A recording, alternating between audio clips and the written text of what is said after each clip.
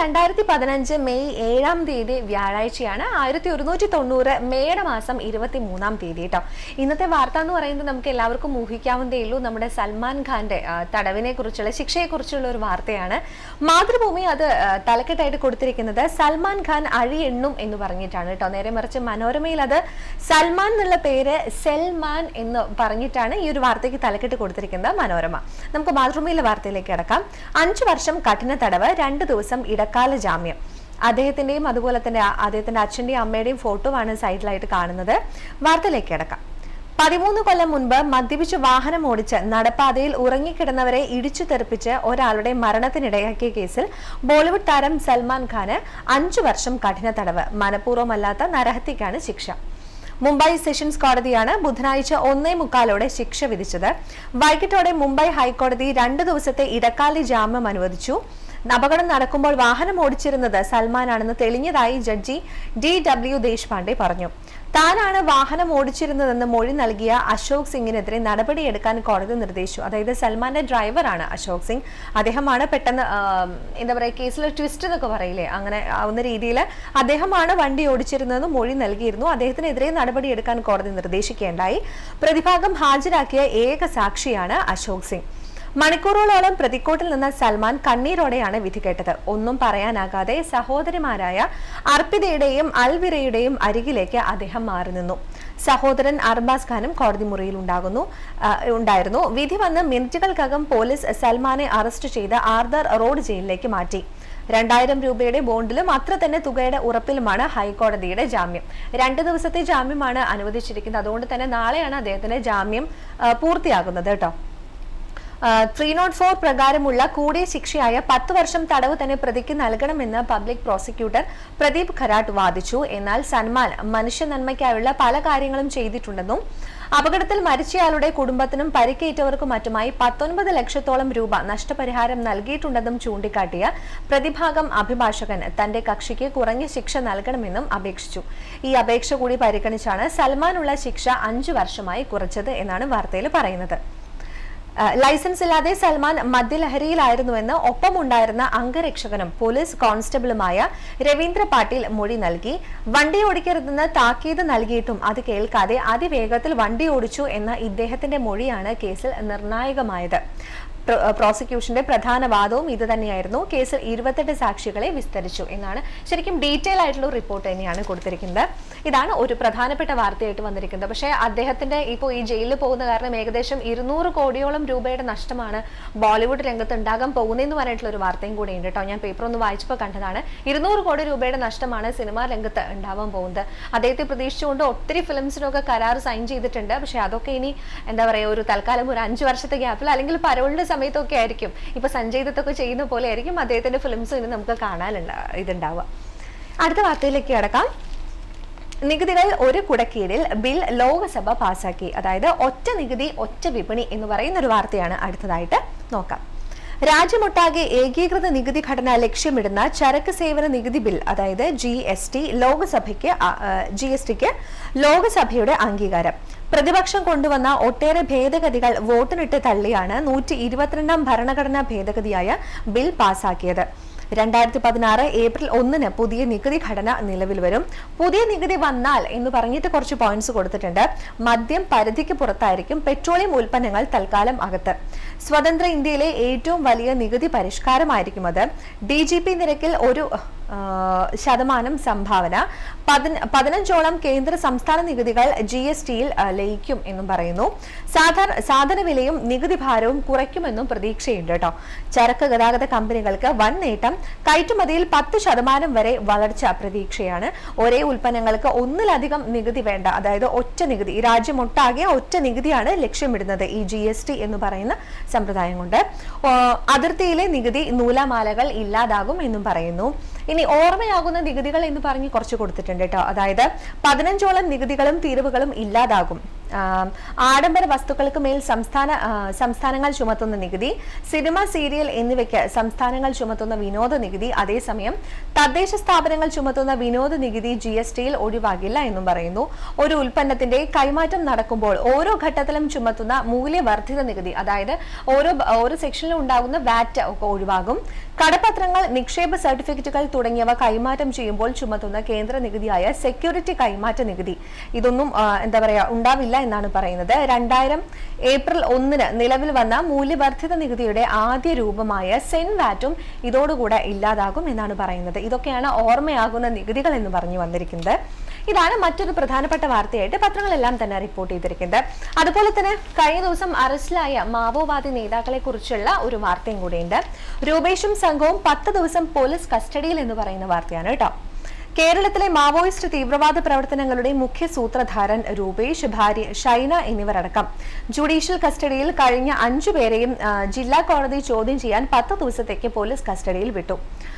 രൂപേഷ്, ഷൈന, പത്തനംതിട്ട കുഴിപ്പറമ്പിൽ അനൂപ്, മധുരയിലെ കണ്ണൻ, അതുപോലെ തന്നെ വീരമണി എന്ന ഈശ്വർ എന്നിവരെ പിറ്റേന്ന് കോടതി ജുഡീഷ്യൽ കസ്റ്റഡിയിൽ റിമാൻഡ് ചെയ്തതിനെ തുടർന്ന് സെൻട്രൽ ജയിലിൽ അടച്ചിരുന്നു. ഇന്നലെ 5 പേരെയും വിട്ടുകിട്ടാൻ ആവശ്യപ്പെട്ട് ക്യൂബ്രാഞ്ച് പോലീസ് നൽകിയ ഹർജി പരിഗണിച്ചാണ് കോടതി 5 പേരെയും പോലീസ് കസ്റ്റഡിയിൽ വിട്ടത്.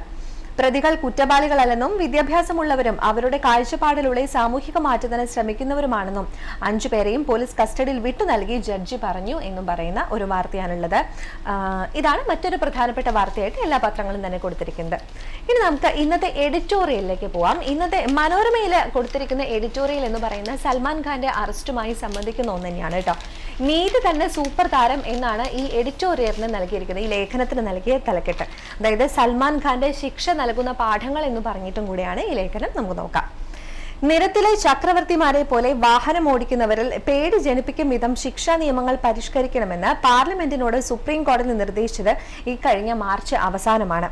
ലക്കുകെട്ട് വാഹനം ഓടിച്ച് അപകടം സൃഷ്ടിക്കുന്നവരിൽ പണവും സ്വാധീനവുമുള്ളവർ നേടിയ ശിക്ഷയുമായി രക്ഷപ്പെടുകയാണെന്നും മദ്യപിച്ച് വാഹനം ഓടിക്കുന്നവരുടെ അശ്രദ്ധയ്ക്കും മറ്റുള്ളവർ ഇരയാകുകയാണെന്നും അന്ന് കോടതി പറയുകയുണ്ടായി.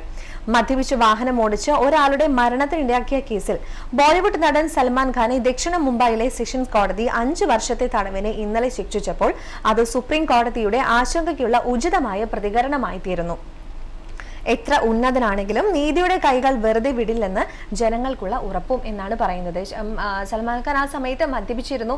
അദ്ദേഹത്തിന്റെ രക്തപരിശോധന നടത്തിയപ്പോൾ 65 മില്ലിഗ്രാമോ മറ്റോ മദ്യത്തിന്റെ അംശം രക്തത്തിൽ കണ്ടിരുന്നു എന്നാണ് പറഞ്ഞിരുന്നത്. വാഹനാപകടത്തിൽ കൊല്ലപ്പെട്ട നൂറുള്ള ഷെരീഫിന്റെ കുടുംബത്തിനും പരിക്കേറ്റവർക്ക് മുന്നിൽ പക്ഷേ നീതിയുടെ വാതിൽ തുറക്കാൻ 13 വർഷത്തോളം കാത്തിരിക്കേണ്ടി വന്നു. 2002 സെപ്റ്റംബർ 28 പുലർച്ചെ സൽമാൻ ഖാൻ മദ്യപിച്ച് ഓടിച്ച കാർ മുംബൈ ബാന്ദ്ര ഹിൽ റോഡിലെ അമേരിക്കൻ ബേക്കറിക്ക് മുന്നിൽ വഴിയരികിൽ ഉറങ്ങിക്കിടന്നവർക്ക് മേൽ പാഞ്ഞു കയറി ഒരാൾ മരിക്കുകയും 4 പേർക്ക് പരിക്കേൽക്കുകയും ചെയ്തുവെന്നാണ് പ്രോസിക്യൂഷൻ കേസ്. സൽമാനെതിരായ 8 കുറ്റങ്ങളും ശരിവെച്ചായിരുന്നു സെഷൻസ് കോടതി ജഡ്ജി DW ദേശ്പാണ്ഡെയുടെ വിധി. ഇതില് 4 പേർക്ക് പരിക്കേറ്റവരിൽ കാല് നഷ്ടപ്പെട്ടവരും ഉണ്ട് കേട്ടോ. കാരണം സാരമായിട്ടുള്ള പരിക്കുകൾ തന്നെയാണ് എല്ലാവർക്കും പറ്റിയിരിക്കുന്നത്. ഒരാളുടെ ജീവൻ നഷ്ടപ്പെടുകയുണ്ടായി. അപ്പൊ ശരിക്കും സാമൂഹികമായ ഉത്തരവാദിത്വവും മാനുഷികതയും മറന്ന് വഴിവിട്ടും കൈവിട്ടും സഞ്ചരിക്കുന്നവർക്കെല്ലാം ഉള്ള മുന്നറിയിപ്പ് കൂടിയായി തീരുന്നുണ്ട് ഇന്നലെ ഉണ്ടായ കോടതി വിധി എന്നും പറഞ്ഞിട്ടാണ് ഈ ലേഖനം മനോരമ അവസാനിപ്പിച്ചിരിക്കുന്നത്. ശരിക്കും മദ്യപിച്ച് വാഹനം ഓടിക്കുന്നവർക്ക് തക്കതായ ശിക്ഷ തന്നെ നൽകിക്കൊണ്ടുള്ള എത്ര വലിയ സൂപ്രധാരമാണെങ്കിൽ പോലും തെറ്റ് ചെയ്താൽ എന്തായാലും ശിക്ഷിക്കപ്പെടും എന്നുള്ള വാചകം കൂടെ ഉറപ്പിച്ചുകൊണ്ടാണ് കോടതിയുടെ വിധി വന്നിരിക്കുന്നത് അല്ല. പക്ഷേ എന്താ പറയാ, സൽമാൻ ഖാനെ എല്ലാവിധ പിന്തുണയും പ്രഖ്യാപിച്ചുകൊണ്ട് ബോളിവുഡിലെ എല്ലാ താരങ്ങളും കൂടെയുണ്ട്. കാരണം സൽമാൻ ഖാൻ ഒത്തിരി നന്മ ചെയ്യുന്ന ഒരാളാണ് എന്നൊക്കെ പറഞ്ഞിട്ട് ഒത്തിരി പേര് ട്വിറ്ററിലൊക്കെ ട്വീറ്റ് ചെയ്തിട്ടുണ്ട്. അപ്പൊ അതിനെ കുറിച്ചൊക്കെ വാർത്തകളുണ്ട്. നമുക്ക് അതിലേക്ക് കിടക്കുന്നില്ല. നമുക്ക് നമ്മുടെ സ്പോർട്സ് പേജിലെ വിശേഷങ്ങളിലേക്ക് കിടക്കാം. സ്പോർട്സ് പേജിൽ ആദ്യത്തെ വാർത്ത എന്ന് പറയുന്നത് ഖേൽ രത്നയ്ക്ക് സീമ ഗൌഡ, അർജുനയ്ക്ക് ജയ്ഷ എന്നിവരെയൊക്കെയാണ് നിർദ്ദേശിച്ചിരിക്കുന്നത് എന്ന് പറഞ്ഞിട്ടുള്ളൊരു വാർത്തയാണ്. നമുക്ക് നോക്കാം. രാജീവ് ഗാന്ധി ഖേൽ രത്ന അവാർഡിന് ഡിസ്കസ് താരങ്ങളായ വികാസ് ഗൌഡ, സീമ പുനിയ എന്നിവരെ അത്ലറ്റിക് ഫെഡറേഷൻ ഓഫ് ഇന്ത്യ ശുപാർശ ചെയ്തു. അർജുന അവാർഡിനുള്ള ശുപാർശയിൽ മലയാളി താരം OP ജയ്ഷയുമുണ്ട്. ഗ്ലാസ്ഗോ കോമൺവെൽത്ത് ഗെയിംസിൽ ഇന്ത്യയുടെ സ്വർണ്ണ മെഡൽ ജേതാക്കളാണ് ഗൌഡയും സീമയും. ഇഞ്ചിയോൺ ഏഷ്യൻ ഗെയിംസിൽ രണ്ടുപേരും വെള്ളി നേടിയിരുന്നു. കഴിഞ്ഞ വർഷവും ഇതേ ബഹുമതിക്ക് ഗൌഡയുടെ പേര് ശുപാർശ ചെയ്തിരുന്നുവെങ്കിലും കായിക മന്ത്രാലയത്തിന്റെ സെലക്ഷൻ പാനൽ ആരുടെയും പേര് നൽകണ്ട എന്ന് തീരുമാനിക്കുകയായിരുന്നു എന്നും പറയുന്നു. അതുപോലെ തന്നെ തമിഴ്നാടിന്റെ MR പൂവമ്മ, ട്രിപ്പിൾ ജംപ് താരം അർപീന്ദർ സിംഗ് എന്നിവരുടെ പേരും അർജുന അവാർഡിനു വേണ്ടി ശുപാർശ ചെയ്തവരുടെ പട്ടികയിലുണ്ട്. ഇതാണ് ഒരു വാർത്ത. അർജുന അവാർഡിന് നമ്മുടെ മലയാളി താരത്തിന്റെയും പേര് ശുപാർശ ചെയ്തിട്ടുണ്ടെന്ന് പറയുമ്പോൾ നമുക്കും പ്രതീക്ഷിക്കാമല്ലോ ഒരു അർജുന അവാർഡും കൂടെ നമുക്ക് ലഭിക്കുമോ എന്നുള്ളത് നോക്കാം. അതുപോലെ തന്നെ മറ്റൊരു വാർത്തയുള്ളത് നമ്മുടെ IPL സംബന്ധിക്കുന്നതാണ്. അതായത് ബാംഗ്ലൂരുവിന്റെ വിജയത്തെക്കുറിച്ചാണ്. ക്രിസ് ഗെയിലിന്റെ ആ ഒരു എന്താ പറയാ തകർപ്പൻ പ്രകടനത്തെക്കുറിച്ചുമുള്ള ഒരു വാർത്തയാണ് വന്നിരിക്കുന്നത്. നമുക്ക് നോക്കാം. ഗെയിൽ അടിച്ചു പഞ്ചാബ് വാടി എന്നാണ് പറയുന്നത്. നമ്മൾ വെയിലടിച്ചു വാടി എന്നൊക്കെ പറയില്ല, അതുപോലെയുള്ള ഒരു തലക്കെട്ടാണ് കേട്ടോ. വാർത്തയിലേക്ക് കിടക്കാം. ബാംഗ്ലൂരുവിന് 138 റൺസ് വിജയം, ഗെയിലിന് സെഞ്ചുറി. അദ്ദേഹം 117 റൺസാണ് നേടിയത്. ക്രിസ് ഗെയിലിന്റെ തീ തുപ്പുന്ന സെഞ്ചുറിയുടെ കരുത്തിൽ മുന്നേറിയ റോയൽ ചലഞ്ചേഴ്സ് പ്രീമിയർ ലീഗിൽ കിങ്സ് 11 പഞ്ചാബിനെതിരെ 138 റൺസിന്റെ കൂറ്റൻ വിജയം സ്വന്തമാക്കി. ആദ്യം ബാറ്റ് ചെയ്ത ബാംഗ്ലൂർ 3 വിക്കറ്റിന് 226 റൺസ് നേടിയപ്പോൾ പഞ്ചാബിന്റെ വെല്ലുവിളി 88 റൺസിൽ ഒതുങ്ങി. IPL-ൽ ഈ സീസണിലെ ഏറ്റവും ഉയർന്ന സ്കോറാണ് റോയൽ ചലഞ്ചേഴ്സ് സ്വന്തമാക്കിയത് എന്നുമാണ് വാർത്തയിൽ പറഞ്ഞിരിക്കുന്നത്. നമ്മൾ ക്രിസ് ഗെയിലിന്റെ ഫോട്ടോ ആണ് കേട്ടോ കണ്ടത് വാർത്തയുടെ ഒപ്പം തന്നെ.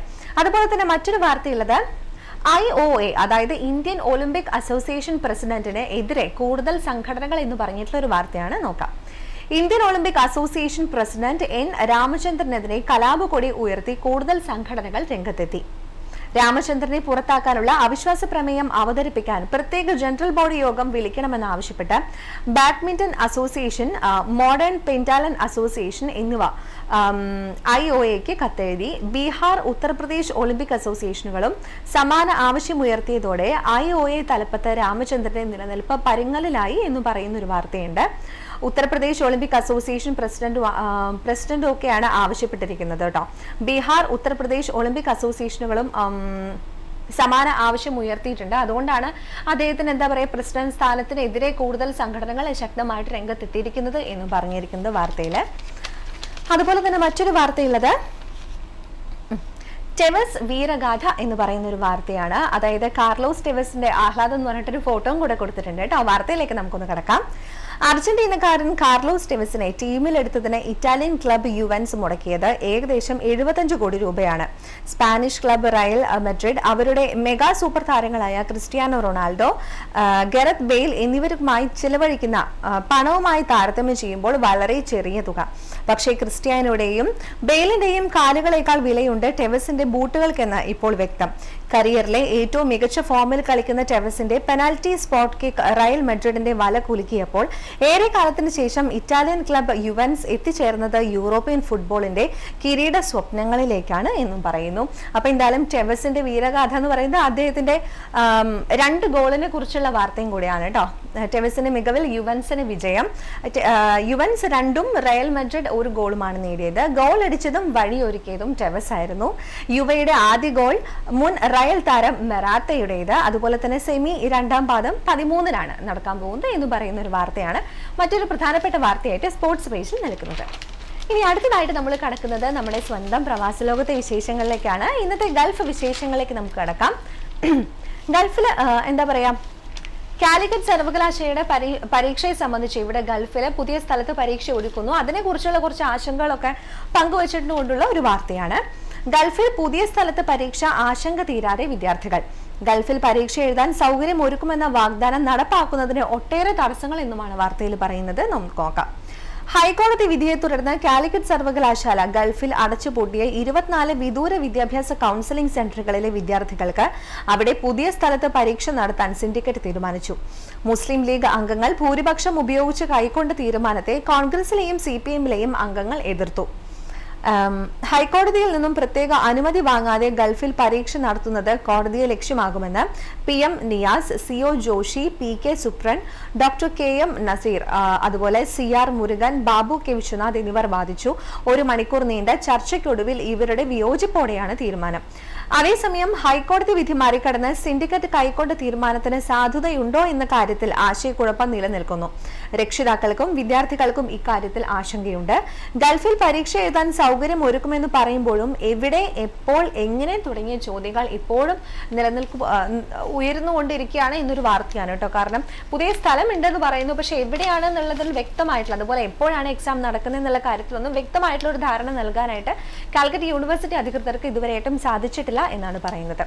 അതുപോലെ തന്നെ മറ്റൊരു വാർത്തയുള്ളത് നമ്മുടെ UAE ചൊവ്വ ദൗത്യത്തിനെ കുറിച്ചുള്ള ഒരു വാർത്തയാണ്. നോക്കാം നമുക്ക്. അഭിമാനമാകാൻ അൽ അമൽ എന്ന് പറയുന്ന ഒരു വാർത്തയാണ്. ചരിത്ര ദൗത്യത്തിന്റെ പ്രഖ്യാപനം നടത്തി ഷെയ്ഖ് മുഹമ്മദ്. വാർത്തയിലേക്ക് അടക്കാം. UAE ചൊവ്വ ദൗത്യത്തിന് അൽ അമൽ എന്ന് പേരിട്ട് വൈസ് പ്രസിഡന്റും പ്രധാനമന്ത്രിയും ദുബായ് ഭരണാധികാരിയുമായ Sheikh Mohammed bin Rashid Al Maktoum പ്രഖ്യാപനം നടത്തി. അറബിക്കിൽ പ്രതീക്ഷ എന്നാണ് ഇതിന്റെ അർത്ഥം. അതായത് അൽ അമൽ എന്ന വാക്കിന്റെ അർത്ഥമാണ് പ്രതീക്ഷ.